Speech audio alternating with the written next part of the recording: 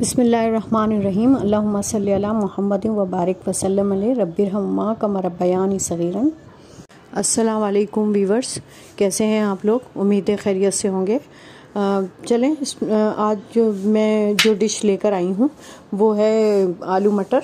और अब सर्दियाँ हमारी जा रही हैं, तो सर्दियों की सौगात बस आखिरी दफ़ा बना लें। उसके बाद फिर फ्रीज़ तो किए हुए हैं, लेकिन जो मज़ा सर्दियों में आलू मटर खाने का है वो नहीं है। चलिए स्टार्ट करते हैं। मैंने इसमें दाना मेथी डाला है और ज़ीरा डाला है। थोड़ा सा कड़कड़ाएंगे, फिर लहसुन अदरक का पेस्ट डाल देंगे। उसके बाद थोड़ा सा उनको भी कड़कड़ाएंगे। कड़कड़ाने का मतलब सौते करना।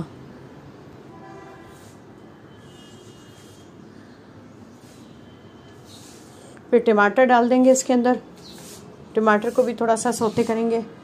फिर चिली फ्लेक्स डालेंगे,